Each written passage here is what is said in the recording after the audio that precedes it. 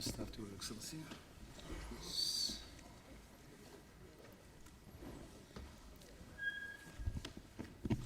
I will speak in Arabic because we are international. We have to.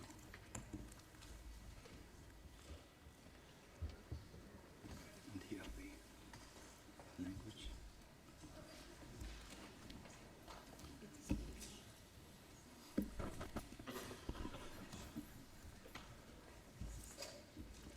Because of the UN SG here, and we have 6 international language, I will speak in Arabic.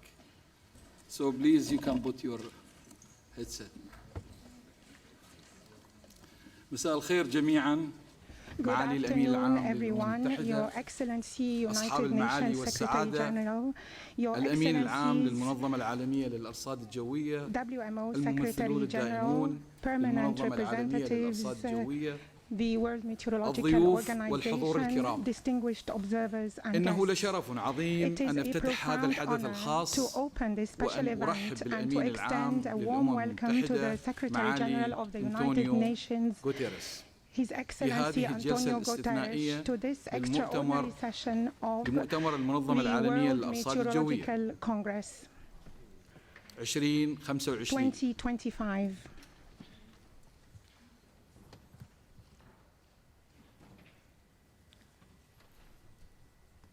ويسعدني كذلك أن أرحب اليوم بحضور السيدة تاتيانا المدير العام لمكتب الأمم المتحدة في جنيف. معالي الأمين العام غوتيريس، لقد كان نداءكم للعمل في اليوم العالمي للأرصاد الجوية في 23 مارس 2022 لضمان أن يكون كل شخص على وجه الأرض محمياً بأنظمة إنذار مبكر خلال ال5 سنوات. إن هذه المبادرة تحولاً استراتيجياً في حماية الأرواح ودعم التنمية. ومن التقييم العالمي الأول لاتفاقية باريس إلى خطة أنتيغوا وبربودا الدول الجزرية الصغيرة النامية وصولاً إلى ميثاق المستقبل، فقد ساهمت قيادتكم في ترسيخ أنظمة الإنذار المبكر في صميم الاتفاقيات الدولية. سعادة الأمين العام، بصفتي رئيساً للمنظمة العالمية للأرصاد الجوية، فنحن نعبر عن تقديرنا الكامل والتزامنا الثابت نيابة عن أعضائنا بالرؤية الطموحة لمبادرة الأمم المتحدة 80. إن مهمتنا الأساسية ولا سيما تفويضنا لتقديم الإنذارات المبكرة للجميع تتمثل في كونها ركيزة أساسية للصمود في وجه تغير المناخ، وتدعم بشكل مباشر رؤيتكم للسلام والتقدم، وبشكل خاص لأمن نظام كوكب الأرض. ولتحقيق هذه الرؤية فعلياً وحماية الفئات الأكثر ضعفاً في العالم، يجب علينا أن ننتقل فوراً من التعاون غير المنتظم إلى تناغم استراتيجي رسمي عبر منظمة الأمم المتحدة بأكملها. وفي هذا الإطار أرى ما يلي: توثيق علاقة المنظمة العالمية للأرصاد الجوية مع المجلس الاقتصادي والاجتماعي للأمم المتحدة، وذلك بهدف دمج أعمالها الحيوية في مجالات الطقس والمناخ والمياه والأمور البيئية المرتبطة مع أهداف الأمم المتحدة للتنمية المستدامة. بالإضافة إلى ذلك، أرى أهمية عقد اجتماعات رفيعة المستوى على مستوى مكاتب الوكالات المتخصصة من الأمم المتحدة، تضم المسؤولين والإدارة التنفيذية، بحيث تكون أنشطة المنظمة العالمية للأرصاد الجوية أكثر ارتباطاً بجهات مثل المنظمة الدولية للطيران المدني والاتحاد الدولي للاتصالات والمنظمة البحرية الدولية، لضمان تنسيق العمل وتوحيد السياسات بشأن الأولويات المشتركة. إن مجتمعنا ممتن للغاية لمعاليكم على قيادتكم ودعمكم الراسخ، ونتطلع إلى الاستماع إلى رؤيتكم في المستقبل.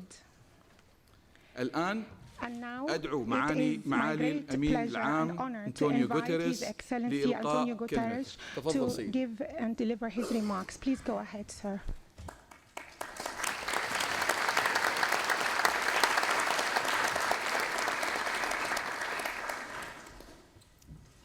Mr. President, Excellencies, ladies and gentlemen, congratulations on this landmark anniversary.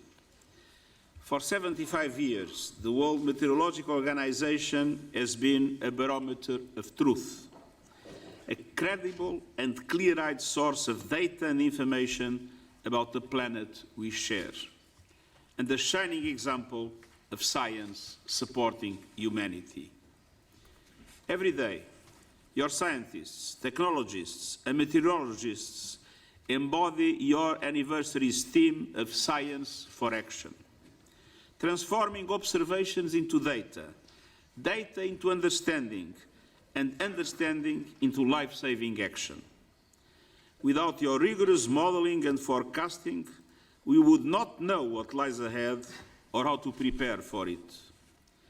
Without your long-term monitoring, we wouldn't benefit from the warnings and guidance that protect communities and save millions of lives and billions of dollars each year.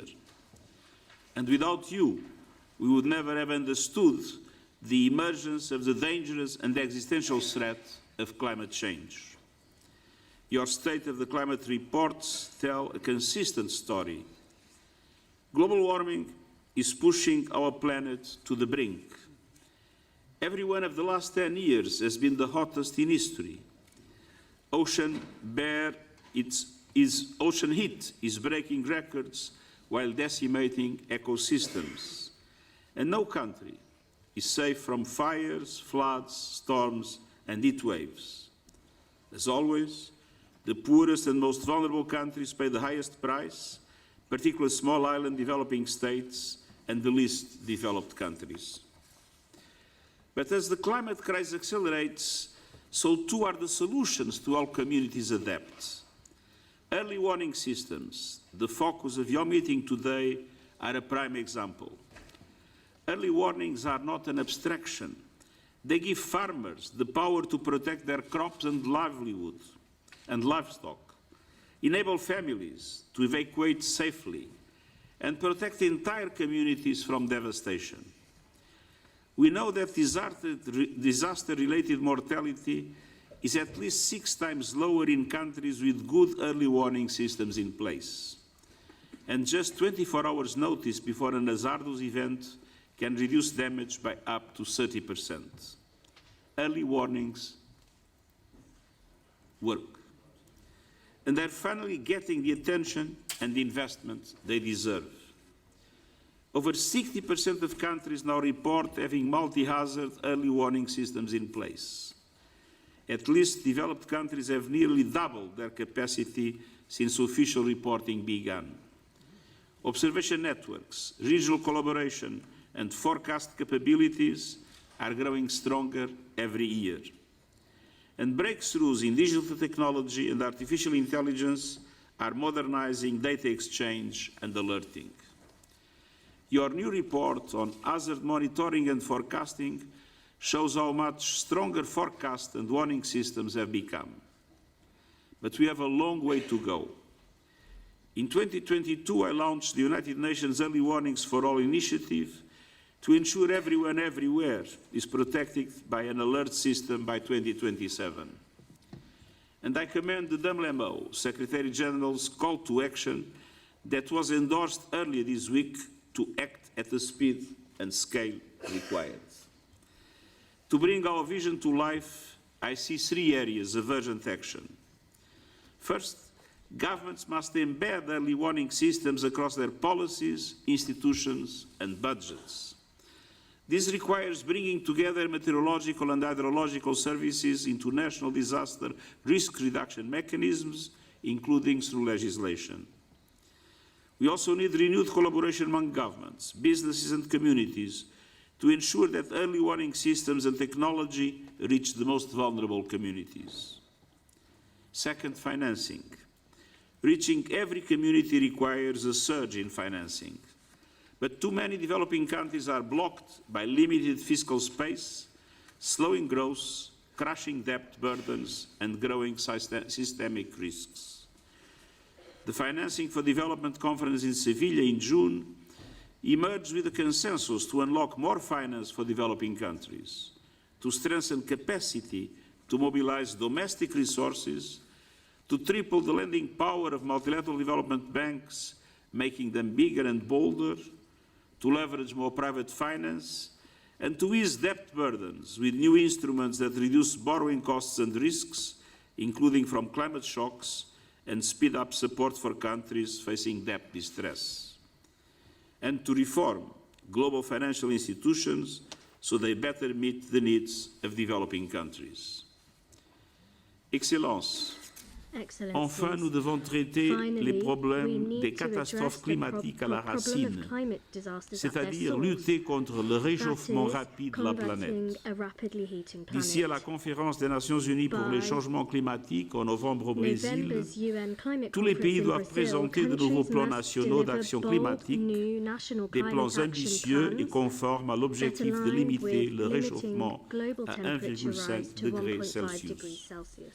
Ils doivent notamment inclure des engagements pour réduire les émissions de gaz à effet de serre au cours des 10 prochaines années. Mais la science est claire. Nous devons être beaucoup plus ambitieux. Au Brésil, les dirigeants doivent convenir d'un plan crédible afin de mobiliser pour les pays en développement 1 300 milliards de dollars par an d'ici à 2035 pour financer l'action climatique.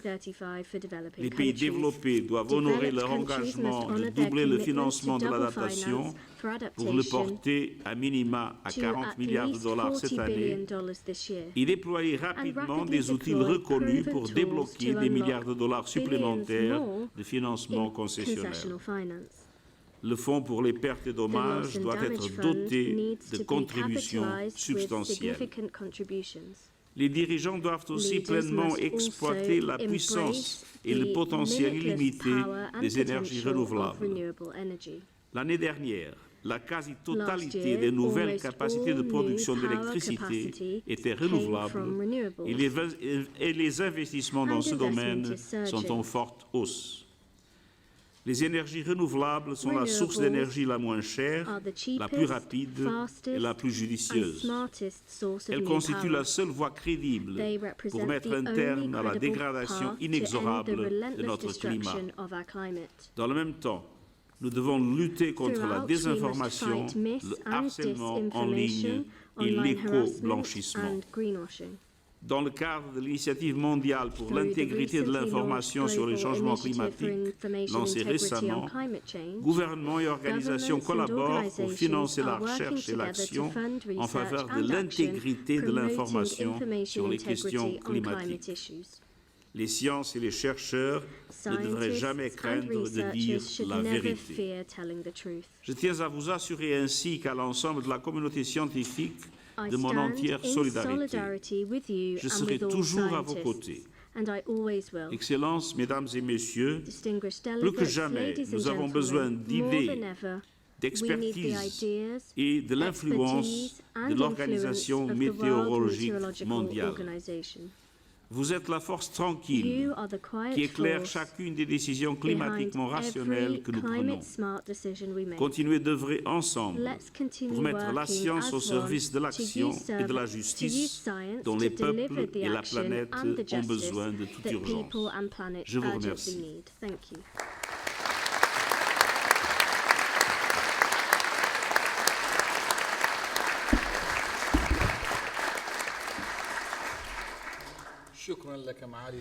Thank you very much, Your Excellency, Secretary General, for these inspiring words and for your kind recognition of the work of this Congress and of our organization.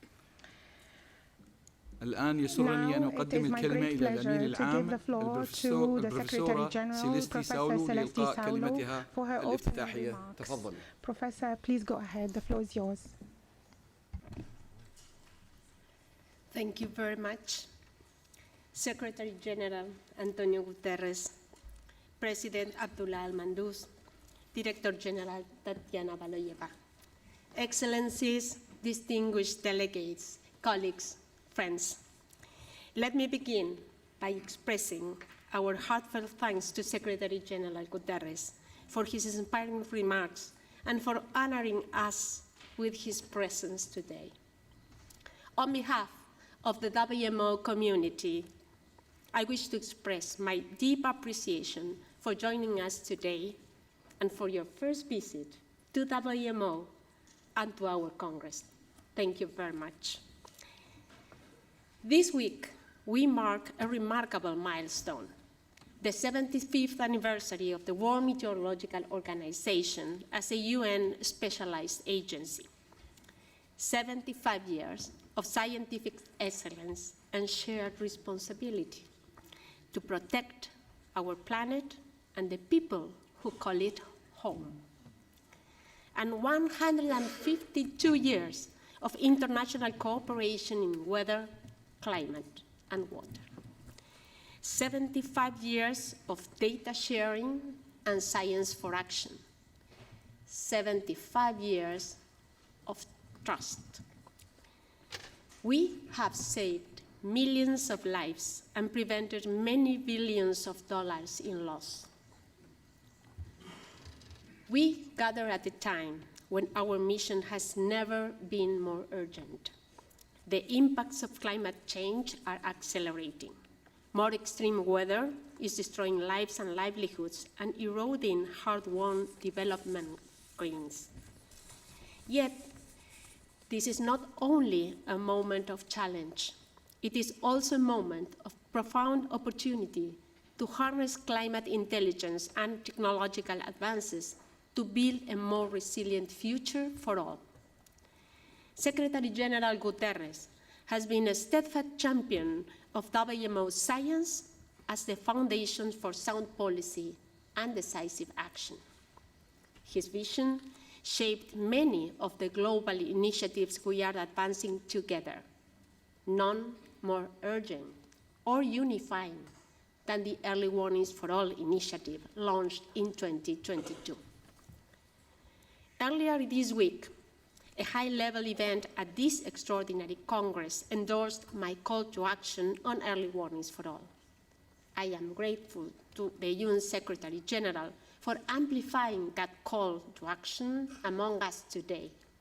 I would like to emphasize once again the imperative to scale up multi-hazard early warnings and impact-based forecasting, to empower national meteorological and hydrological services, to expand observing networks and data exchange, and broaden the tent for both partners and beneficiaries.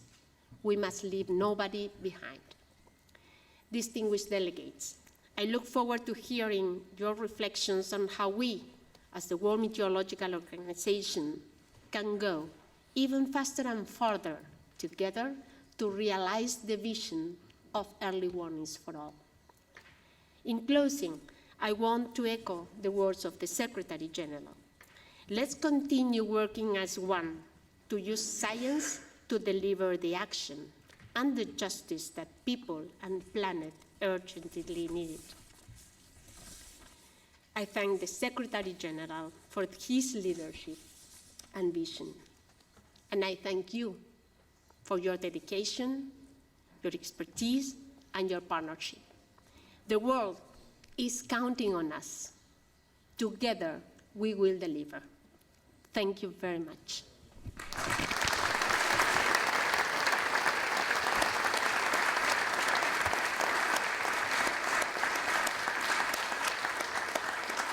شكرا لك البروفيسورة Thank you سيليستي. very much, Professor Celesti. And now نبدأ حوارنا we التفاعلي start our interactive dialogue where we will hear the reflections from the presidents of the WMO regional associations and to Mr. Guterres on the unique challenges and achievements within their respective regions. I would like to remind all the speakers kindly to keep the remarks to under 2 minutes only as maximum. And now I invite Mr. Fatini, the President of the Regional Association 1 representing Africa. The floor is yours, Mr. Fatini. Please go ahead. Your Excellency, Mr. António Guterres, UN Secretary General, Dr. Abdallah Al-Mandous, President of WMO, Professor Celeste Saulo, WMO Secretary General, fellow PRs, ladies and gentlemen. I am the PR of Ethiopia with WMO, and I am representing the WMO Regional Association for Africa as President. I can affirm that climate and the weather-related risks are growing in frequency and intensity, affecting lives, livelihood, and the national development priorities across the continent. To respond effectively, national meteorological and hydrological services must be equipped with science and the capacity with sustained, predictable financing. Since 2022, when you had launched the Early Warning for All initiative, Africa has been on the forefront in implementing the initiative by developing the Africa Action Plan 2023 to 2027. Initiatives such as climate risk and the early warning system and the Green Climate Fund have made meaningful contributions. These have supported targeted capacity building and adaptation planning efforts to strengthen early warning system across the vulnerable countries. For Africa, SOF financed the collection of essential weather and the climate data, serving as backbone for early warning for all. However, financing mechanism must be scaled up and become accessible, aligned with national priorities and responsive to the operational realities we face on the ground. African national meteorological and hydrological services are on the front lines of climate adaptation, but too often we are the last to receive the investments required to do our work effectively.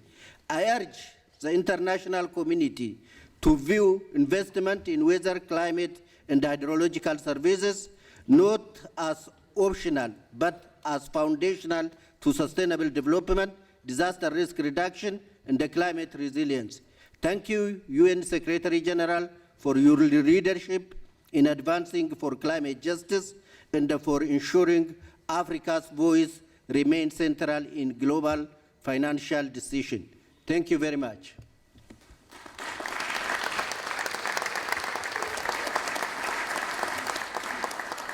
شكرا لك السيد Thank you, فاتني. Mr. Fatini. والآن And now أدعو I الدكتور invite أيمن Dr. سالم Ayman غلام رئيس Ghulam, الاتحاد President الإقليمي of the Regional الثاني Association آسيا. 2, تفضل سيد. representing Asia. The floor is yours, sir. Please go ahead. سعادة الرئيس سوف Thank أتحدث you, باللغة Mr. العربية. President, and I will speak in معالي Arabic. Your الأمين العام للأمم Excellency, المتحدة السيد the أنطونيو Secretary غوتيريس General of the United Nations, António معالي الأمين Guterres, العام Your للأمم المتحدة Excellency, عفوا للمنظمة العالمية the للأرصاد President الجوية of the البروفيسورة سيليستا. WMO and the Secretary السلام عليكم General ورحمة الله Professor وبركاته. Celeste. The peace of God be upon you. الدكتور أيمن غلام، أنا I الرئيس am التنفيذي للمركز الوطني للأرصاد Dr. الجوية Ayman في Ghulam, المملكة and I العربية am السعودية، وأمثل الرئيس الإقليمي للإقليم الثاني لآسيا التابع للمنظمة العالمية للأرصاد الجوية. يسعدني أن أشارككم ببعض الأفكار الموجزة في منطقتنا، وأود أن أسلط الضوء بشكل خاص على الدور التحولي للتقنيات الحديثة والابتكار، ولا سيما الذكاء الاصطناعي في إحداث ثورة في طرق عملنا. تعد قارة آسيا من أكثر مناطق العالم تأثراً بالكوارث، كما أنها القارة الأكثر اكتظاظاً بالسكان، وهي تشهد زيادة في معدلات درجات الحرارة تقارب ضعف المتوسط العالمي. ومن الجبال إلى السواحل باتت آثار تغير المناخ متأصلة بعمق في أنماط حياة مجتمعاتنا وفي سبل عيشهم وفي أمنهم الغذائي وفي أعمالهم. في الأشهر الأربع الماضية استضافت آسيا مؤتمرين عالميين بارزين ركزا على تطبيق الذكاء الاصطناعي في التنبؤ بالطقس والتصدي للتحديات البيئية. فقد عقد منتدى الأرصاد الجوية ضمن مؤتمر الذكاء الاصطناعي العالمي في شنغهاي في يوليو. تلاه مؤتمر الذكاء الاصطناعي الذي نظمته المنظمة العالمية للأرصاد الجوية في أبو ظبي بالإمارات العربية المتحدة في سبتمبر. وقد استعرض هذان الحدثان الإمكانات الاستثنائية للذكاء الاصطناعي في تحزيز قدرات التنبؤ والإنذار المبكر، كما شدد على أهمية ضمان مشاركة فوائد هذه التقنيات بشكل عادل لخدمة الصالح العالمي. نرحب من هنا بقرار الجمعية العامة للأمم المتحدة الأخير بشأن الذكاء الاصطناعي، ونرى فيه فرصة كبيرة لمواءمة جهود مجتمع الأرصاد الجوية المعني بالذكاء الاصطناعي مع هذه المبادرات العالمية الأوسع. ونحن متفائلون بأن مثل هذه التقنيات قادرة على تحقيق تطورات ملموسة في منطقتنا، لا سيما في إطار مبادرة الإنذار المبكر للجميع، مع التركيز بشكل خاص على البلدان المتوسطة الدخل. ومع ذلك لا تزال هناك تحديات كبيرة، ومن الضروري سد الفجوة الرقمية وتعزيز المهارات والقدرات في خدمات الأرصاد الجوية.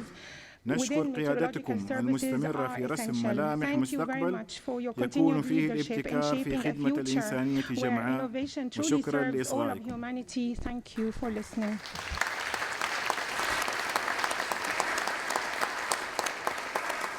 شكرا لك دكتور أيمن غلام.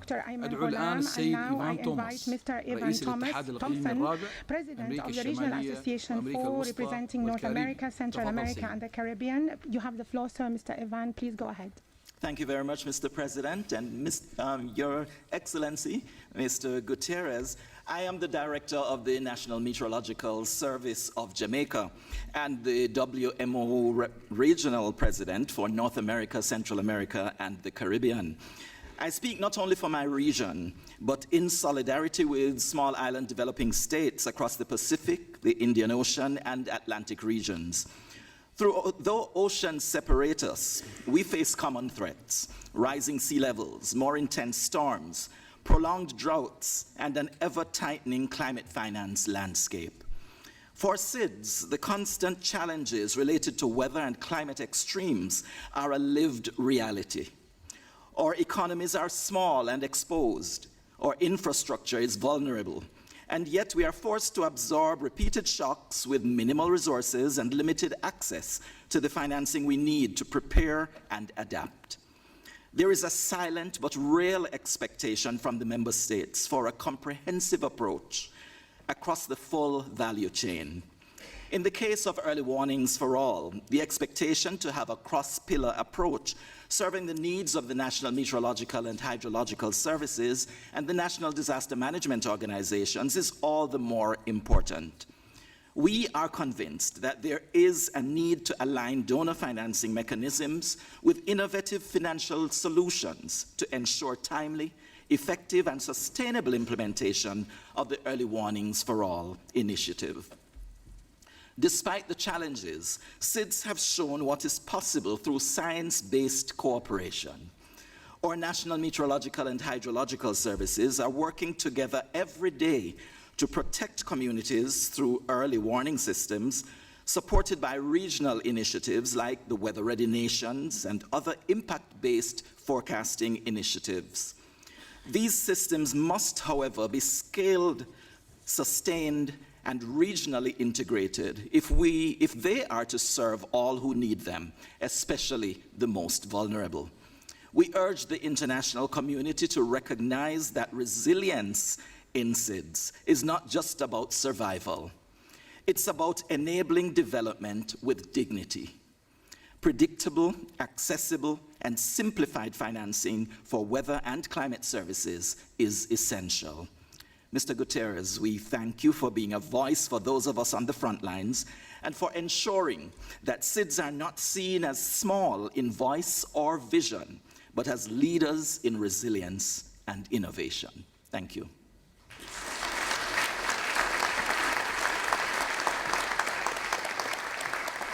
شكرا لك سيد إيفان. الآن أدعو الدكتورة إلينا رئيسة الاتحاد الإقليمي السادس أوروبا. تفضلي سيدي. Representing Europe, the floor is yours, Dr. Elena.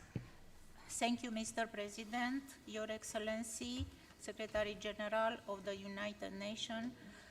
I am Director of Romania National Meteorological Services and President of Regional Association 6 Europe of WMO. I witness daily how science-based multilateral cooperation save lives. Our community, through the World Meteorological Organization, and trust regional partners like the European Center for Medium-Range Weather Forecast and the European Organization for the Exploitation of Meteorological Satellites, has built one of the most effective and enduring examples of global collaboration. Every day, countries around the world share data freely, feeding into global models that allow us to produce accurate, timely forecasts and yearly warnings. This system is a vital success story of collective action, one that protects lives, supports economy, and strengthens resilience in the face of climate change and weather extreme. It stands as a powerful example of what can be achieved when nations work together with trust, transparency, and a shared commitment to the well-being of all. Initiatives such as Systematic Observation Financing Facility and the Yearly Warning for All, launched under your leadership, show how multilateralism, when it is inclusive and grounded in equity, continue to deliver for the global good. At the same time, when multilateral systems are under strain, the meteorological community reminds us what is possible when nations work together, not for headlines, but for humanity. We urge all partners to build on the achievement of World Meteorological Organization and reinforce science-based multilateralism as a common of the climate change action and sustainable development. The stakes are high, but the path forward is clear. Cooperation, equity, and science must guide our collective and common effort. Thank you, Secretary General, Mr. Guterres, for your leadership in ensuring that cooperation remains at the heart of our collective response to the challenge ahead. Thank you so much.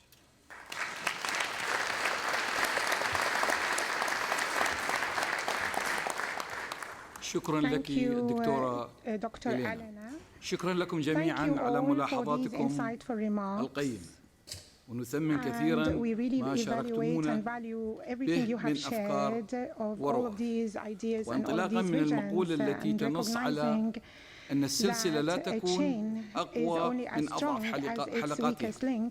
دعونا ننتقل الآن إلى استعراض الروابط بين ركائز مبادرة الإنذار المبكر للجميع.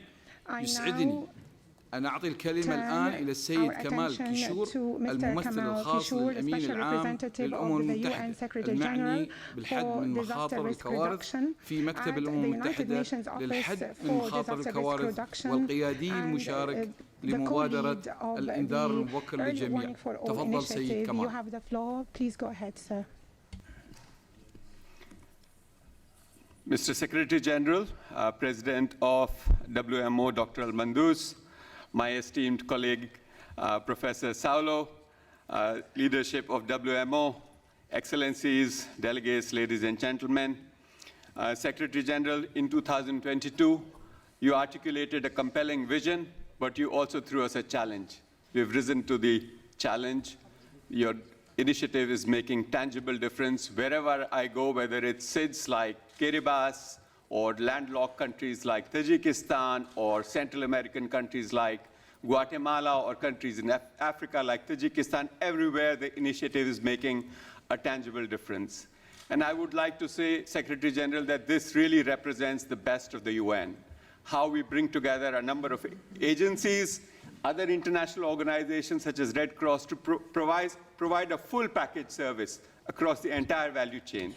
So we are very encouraged, but we've got only 2 years left to your challenge, to your deadline.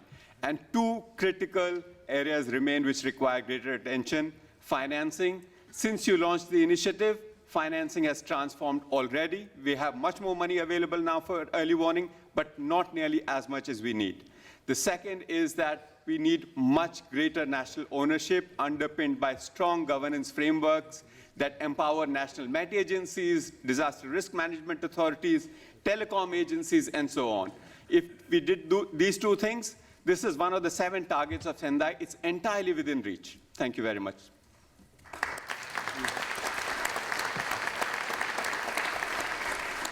شكرا سيد كمال. الكلمة الآن للسيد توماس لامانوسكاس نائب الأمين العام للاتحاد الدولي للاتصالات.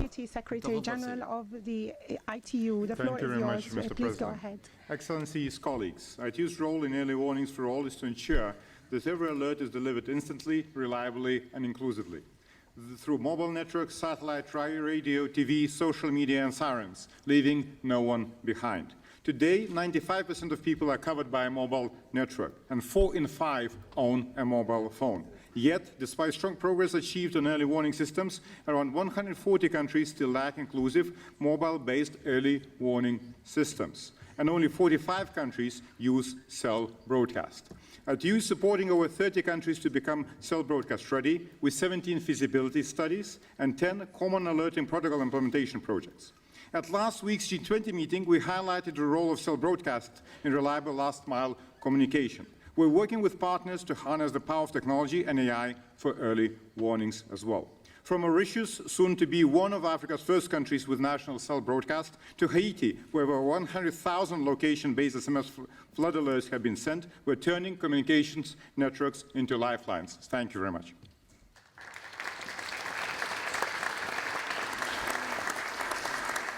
شكرا سيد توماس.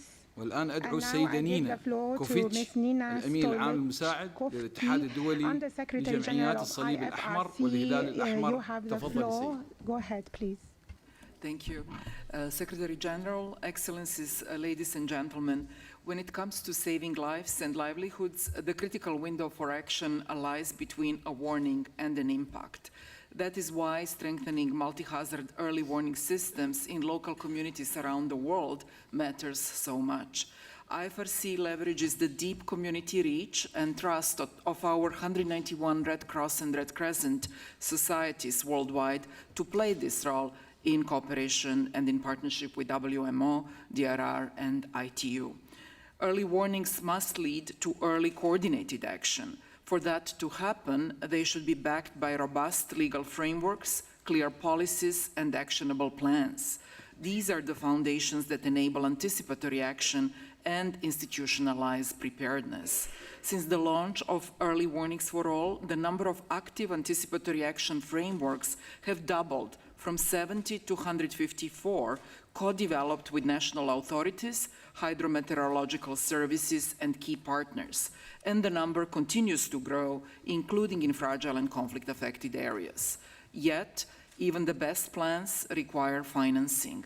That is why we promote anticipatory action through funding mechanisms such as IFRC's DREF, UN SURF, or Start Network Ready Fund. But we must go further by working with ministries of finance to unlock sustainable, flexible national resources, including contingency funds, social protection systems, and risk financing tools.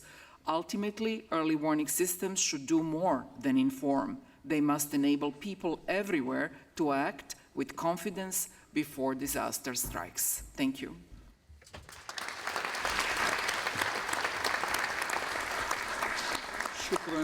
Thank you, Ms. Nina. وشكرا لجميع المتحدثين على آرائهم ومساهمتهم الملهمة. معالي أنطونيو غوتيريس، لقد استمعتم إلى آراء أعضاء المؤتمر والمنظمات القائدة بركائز مبادرة الإنذار المبكر للجميع، ويسعدني الآن أعطيكم الكلمة لتقديم تأملاتكم وتعقيباتكم حول ما استمعتم إليه اليوم. تفضل سيدي. The floor is yours, sir. Please go ahead.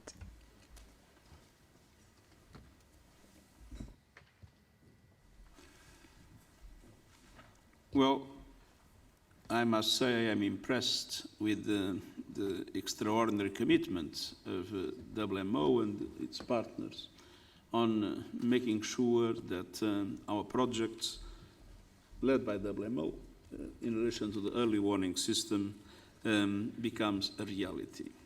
And I would say it's absolutely essential that it becomes a reality everywhere in 2027. And I fully understand the obstacles from the financial point of view and from the capacity to mobilize partners, resources, sometimes the political will of governments. But it is essential to have it in place. And it's not difficult to forecast that the work of the WMO will be extremely vital in the next decade. We are receiving the nationally determined contributions, and we received already the equivalent of 70% of emissions.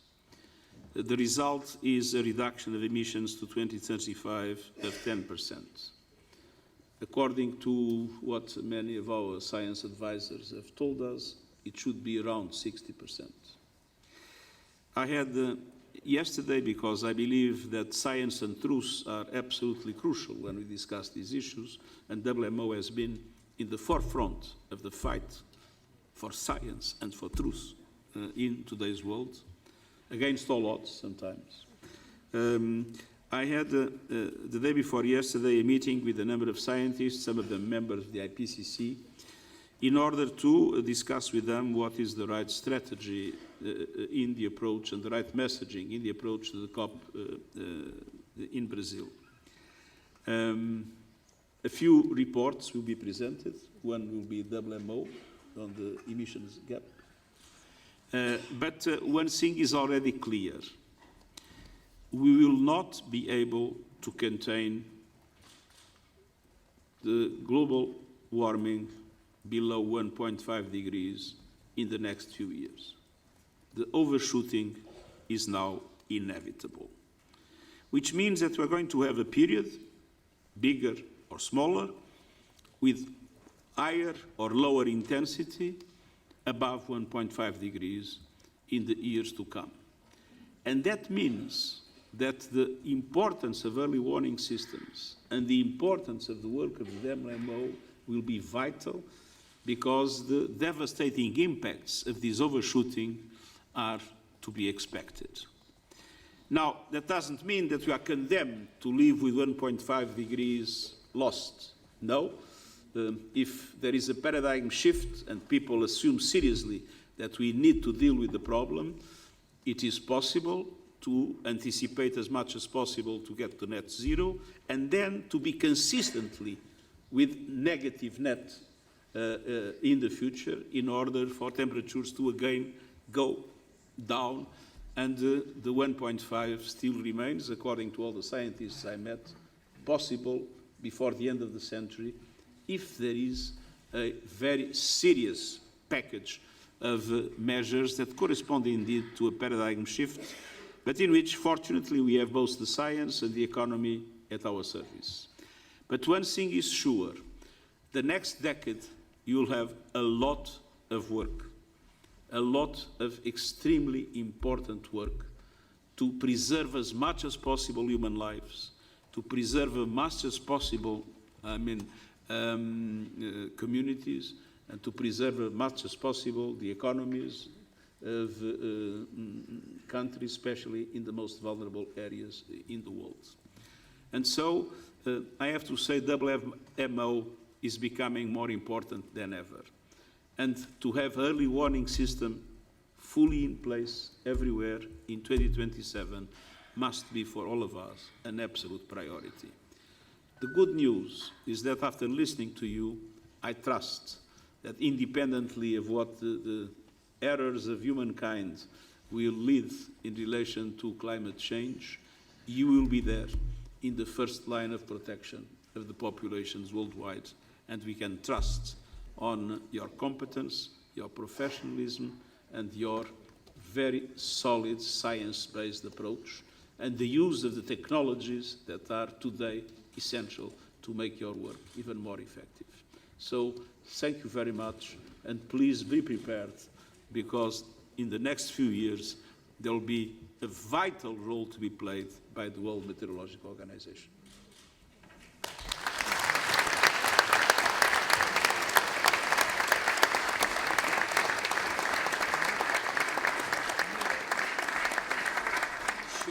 Thank you, Your Excellency, the Secretary General of the United Nations. And now I would like to invite Professor Celeste Saulu to close the event. Please go ahead.